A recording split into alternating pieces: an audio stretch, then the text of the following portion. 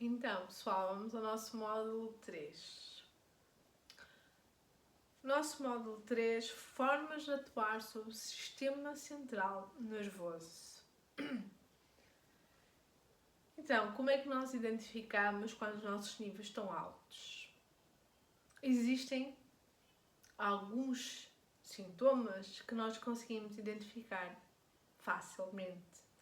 Se a nossa ansiedade está constante, se a nossa irritação está constante, se nós temos um quadro de insónias sem outra razão, ok? Sem outra razão médica possível, se nós estamos com uma alteração, um caos interno muito forte, a probabilidade é que efetivamente nós já estamos num nível muito alto.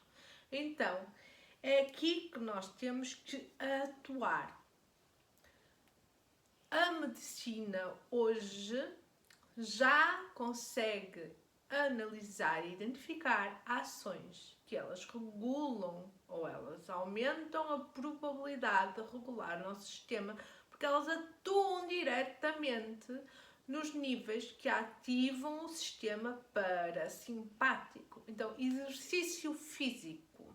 Fazer exercício físico moderado, volto a dizer, moderado, consciente, com bom senso, vai ativar o sistema parasimpático. Dormir o suficiente, o tempo indicado para cada um de nós, vai regular o nosso, ou vai aumentar a regulação do nosso sistema parasimpático. Nem preciso dizer a quantidade de horas que nós muitas vezes não dormimos e que deveríamos. Mas exercícios específicos como yoga, como meditação, reiki, tai chi, qualquer tipo de exercício, qualquer tipo de filosofia que trabalhe com o nosso interno, que nos ajuda a regular o sistema e a ativar níveis de redução de stress. Uma massagem. Ir fazer uma massagem.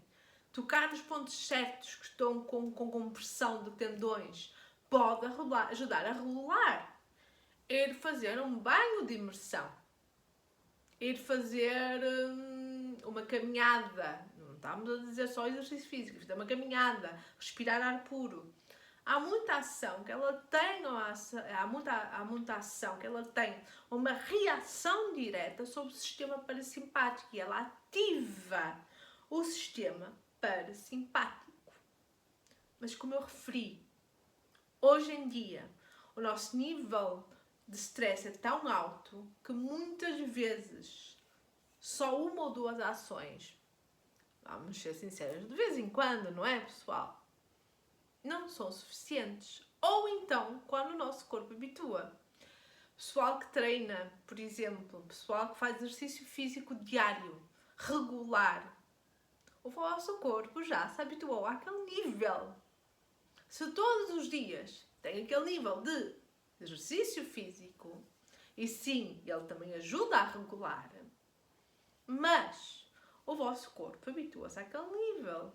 O que significa que se o vosso nível de stress está muito alto, aquele exercício físico, ele vai ajudar a regular, mas vai ser preciso um bocadinho mais de outras coisas.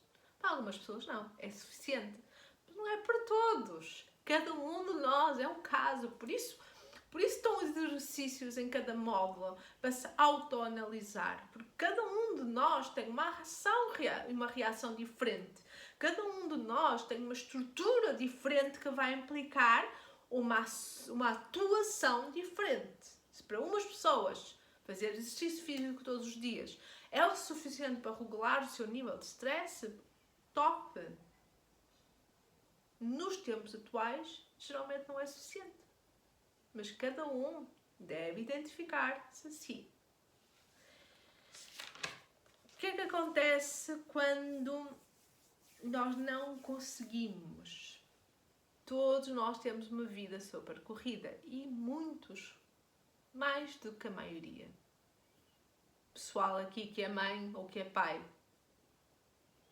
a probabilidade é que o vosso tempo de vida seja muito curto. Isto é, o tempo de tomar conta dos vossos filhos e de ter as condições todas para que os vossos filhos cresçam e se desenvolvam, muitas vezes ocupa o tempo que vocês precisavam para regular. Não há tempo de vida hoje em dia, muitas vezes, suficiente para poder regular com estas ações extras. Outras vezes não tem a ver com o tempo, tem a ver com o financeiro. A pessoa não tem disponibilidade financeira para aprender ou para fazer atividades extras que ajudem a regular. Claro que há muita forma de fazer nós arranjamos muitas desculpas para não fazer. Mas, efetivamente, há alturas da vida em que não há tempo útil para efetivamente fazer alguma ação mais profunda, com um maior tempo de dedicação que nos ajude a regular.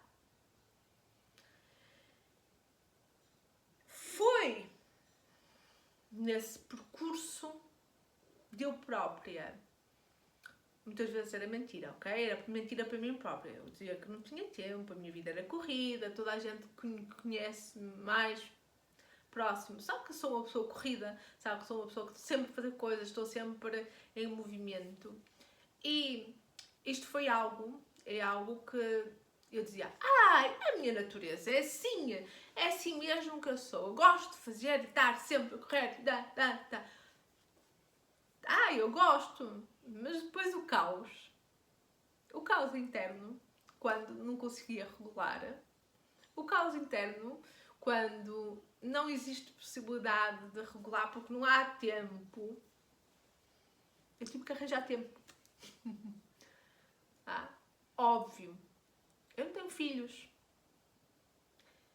eu não tenho uma estrutura que me obrigue a um determinado número de horas de estar ali. Portanto, vamos ajustar a cada um de nós, vamos ser conscientes. O que resulta para mim não resultará para si. E o que resulta para si pode não resultar para mim.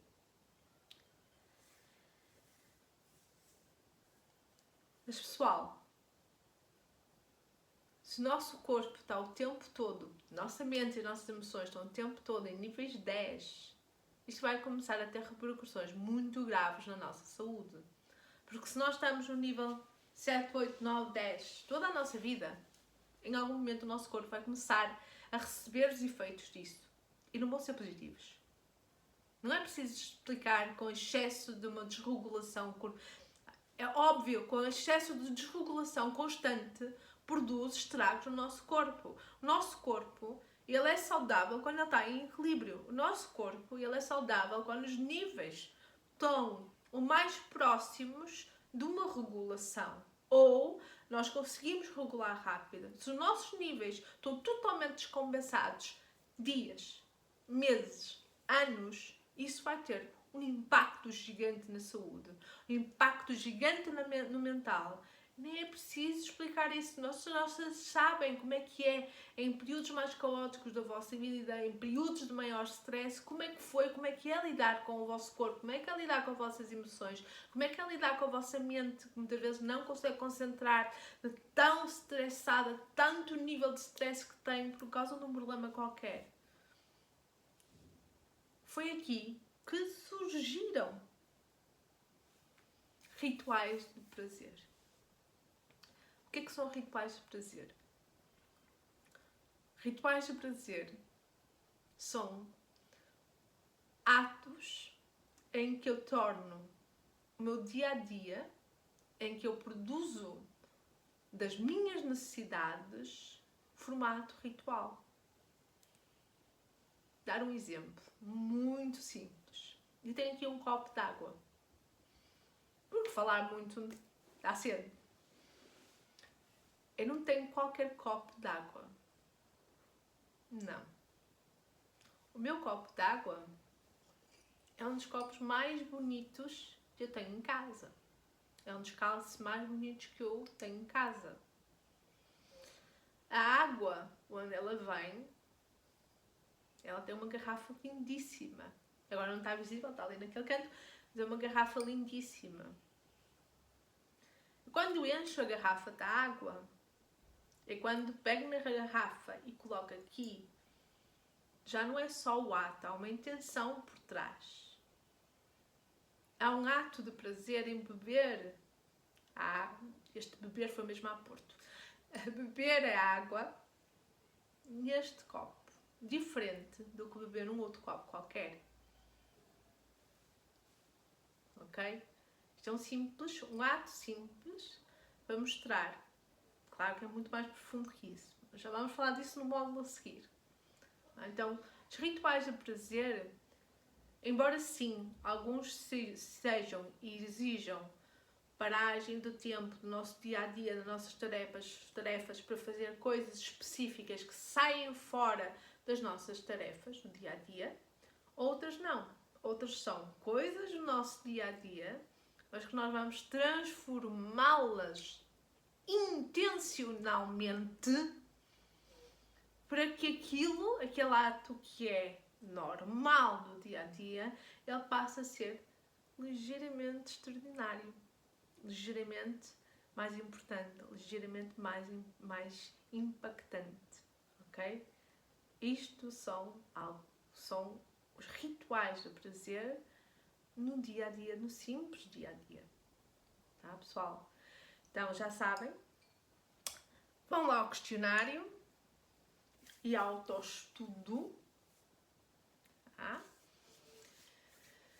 E a seguir, no próximo módulo, nós vamos iniciar o módulo primeiro com uma técnica respiratória. Vamos incluir aqui uma pequena pausa de exercício, de técnica, que pode ser usada quando precisar, e que iremos começar o quarto módulo com essa técnica. E depois continuamos. O quarto módulo é rituais de prazer, o que é que são e como utilizá-los, ok? Vamos aprofundar o que é que são os rituais de prazer e vamos então também incluir uma técnica já específica. Não precisa de nada, precisa estar confortável, sentado com a coluna alinhada, ok? Então, quando entrar no quarto módulo, tente não estar totalmente desalinhado da coluna, ok? Mas já voltamos. Pessoal, até já!